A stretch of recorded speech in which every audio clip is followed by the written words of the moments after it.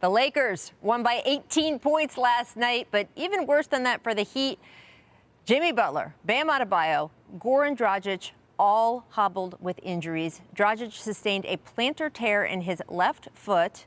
Ooh. Here is Jimmy on the Dragic injury after the game. Jimmy, sorry to tell you this, but there's wide reporting now that Goran has a torn plantar fascia, so it's unlikely he'd be able to return.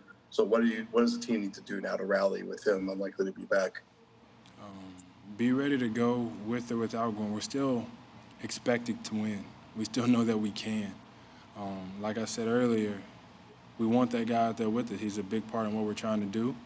But until we can't have him back, we got to go out there and we got to fight even harder.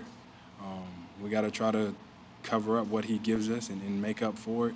We're capable of it. We have to be capable of it. So moving forward, with or without Goran, we better hurry up and tie it up 1-1.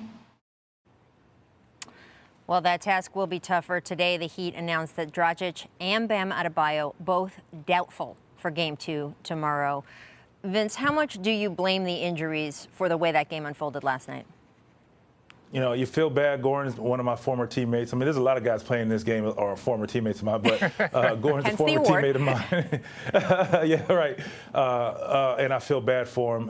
The injuries happened after the beatdown started, first and foremost. But I tell you, you know, leading scorer going out like that, like, you can't recover from that. You can't make up. I mean, you have a guy in Kendrick Nunn who was 8 for 11 with 18 points, who played great in his 20 minutes.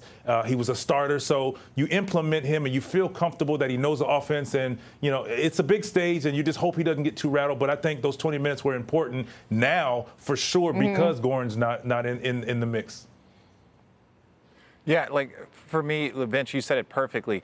I think the injuries prevented a comeback or them being able to fight back because it was Jimmy was hobbled and then you see Bam get banged up and Goran go down. So, you know, that momentum had already started to swing, right? But you saw a big run by the Miami Heat to start the game, and then the Lakers answered back. And then once those injuries started to pile up, that momentum just kept going for the Lakers. So at that point in time, there really wasn't much that they can do. So I don't want to give too much credit to the injuries. The Lakers were playing well. It just prevented a comeback. Yeah, and look, Jimmy Butler showed up. Said, guys, go ahead. Sorry, go ahead. With that being said, you know, you look on the bench. Okay, you can put in Kendrick Nunn to kind of, you know, to replace and try to subside some of the scoring there. But who do you put in to replace Bam? You know, it's like, where do you go from there? You already were looking at you needed two bigs to play.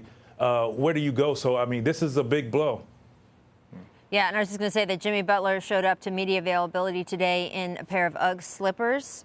So not to show that he is, you know, still confident. He's not hiding in his room rattled. He says that the ankle is okay enough to play. So I don't know. I do want to squeeze in before we go to break real quick. Lakers side, they shot almost 40% from long distance. They capitalized when the Heat double-teamed AD and LeBron. So what do you think? Look, if the Lakers shooting going to continue like this? If the Lakers can shoot 40% from three, and if they were in the middle third of three-point shooting in the NBA season, they were a guaranteed lock to win a championship with the size and the talent and the defense they had. The problem is they were in the bottom third all year, and that was the one question: if they could shoot the ball well enough to win a championship.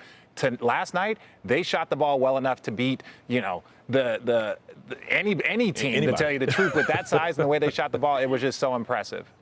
Well, I got to interrupt you guys for a quick minute. If you're watching us on ESPN2, you're going to see baseball. But if you're watching us on any of the other networks, and ESPN has a lot of them, just click, because we're going to still on with the rest of the show. All right, Vince, can you also speak to the Lakers' three-point shooting here? Because they weren't a three-point shooting team all season. They were in the bottom third of the league.